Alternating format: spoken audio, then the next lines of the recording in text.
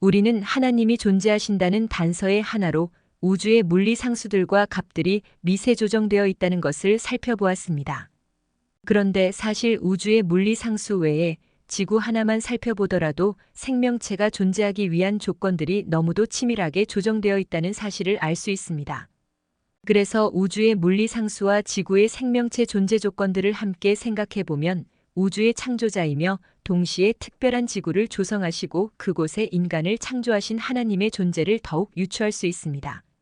생명체가 존재하는 지구는 우주의 별들 중에서도 매우 희귀하고 독특한 별입니다.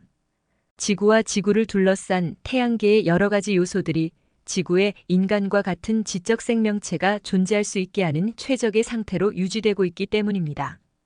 즉, 생명체가 지구상에 존재할 수 있는 까닭은 우주의 미세 조정과 더불어 지구가 미세 조정되어 있기 때문인 것입니다.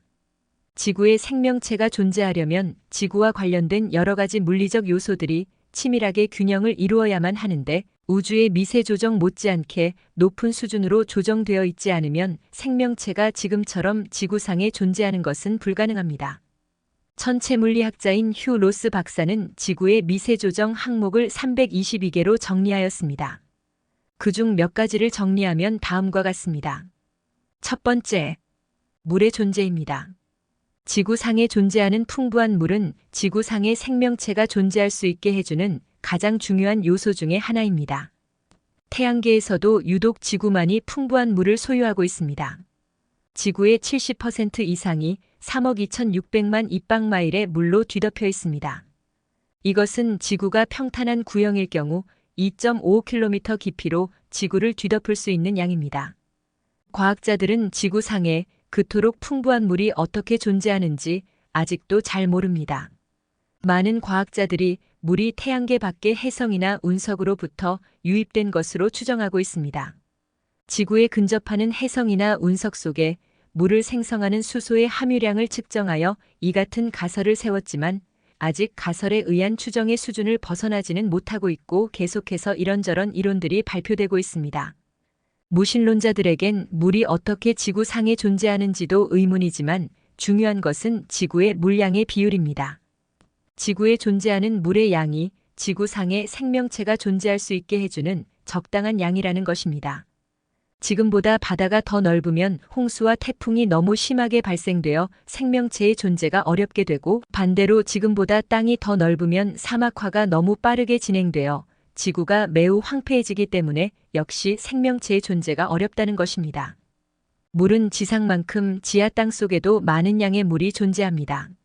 지하 1000km 맨틀에 지구의 모든 바다를 합친 것만큼의 물이 있는 것으로 밝혀졌습니다.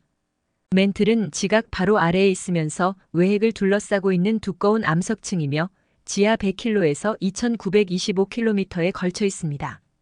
미국 노스웨스턴대 스티브 제이컵슨 교수는 2016년 11월 국제학술지 암석에 지구 핵에 가까운 하부 맨틀에 엄청난 양의 물이 있다는 증거를 찾았다고 밝혔습니다.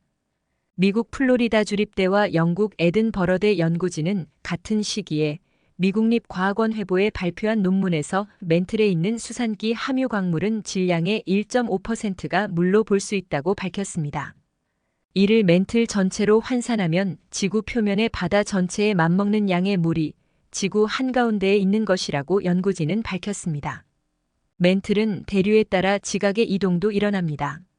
제이컵슨 교수는 이번 연구의 의미는 지구의 물순환이 생각한 것보다 훨씬 거대하다는 것이라며 결국 지구 심층부의 물이 지각활동의 윤활유 역할을 한다고 밝혔습니다.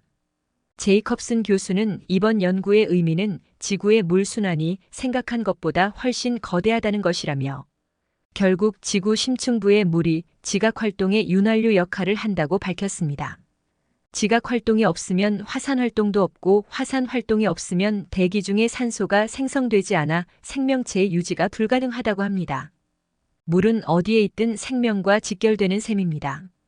지질자원연구소의 이윤수 박사는 지하의 물로 인해 일어나는 판구조 운동은 지구의 생명활동이 지속될 수 있는 에너지를 공급한다고 설명합니다.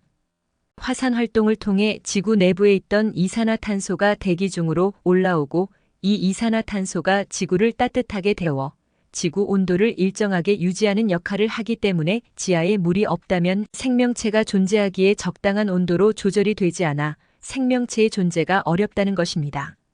천연 에너지인 석탄과 석유도 판구조 운동이 없었다면 만들어지기 어렵다고 합니다.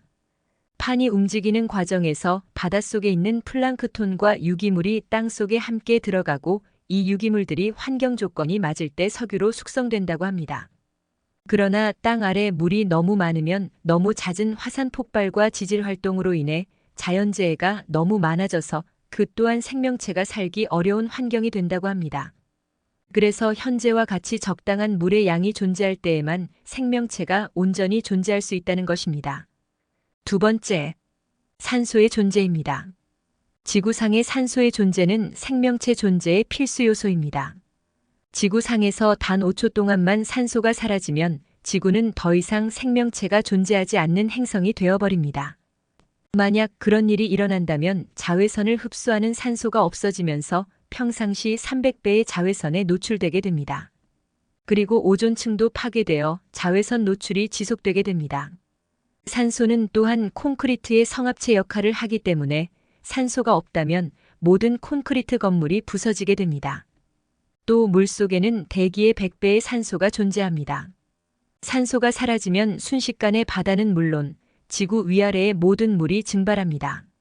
인체 구성의 65%가 산소로 이루어져 있습니다. 산소가 사라지면 인체는 원자레벨까지 분해되어 사라집니다. 짐승도 마찬가지입니다. 현재 대기의 산소의 농도는 21%이며 생명체가 존재하기에 적절한 수준입니다. 만약 지구 대기상의 산소의 농도가 줄어든다면 생명체가 존재하기가 매우 어려워집니다. 5%만 줄어들어도 질식, 두통, 구토 등이 유발되고 심하면 생명을 잃게 됩니다. 반대로 지구 대기상의 산소의 농도가 높아지면 어느 정도의 산소량까지는 생명체에 긍정적인 효과를 줄 수 있습니다. 그러나 적응이 되지 않는다면 과한 산소량으로 인해 산소 중독에 걸릴 수도 있습니다. 산소 중독이 되면 근육 경련, 멀미, 현기증, 시야가 좁아짐, 호흡곤란, 발작 등의 증세가 일어날 수 있습니다. 그리고 생명체의 크기는 산소의 농도와 관련 있는 것으로 과학자들은 보는데 약 2배의 산소가 증가하면 지구는 거대한 벌레들로 뒤덮일 것입니다. 이전 지구는 아마도 산소 농도가 현재보다 더 높았을 것으로 추정하고 있습니다. 120cm의 잠자리 화석이 발견되는 등 화석에서 큰 곤충들의 화석이 발견되는 것으로 보아 매우 오래전 지구는 산소 농도가 현재보다 높았을 것으로 추정합니다.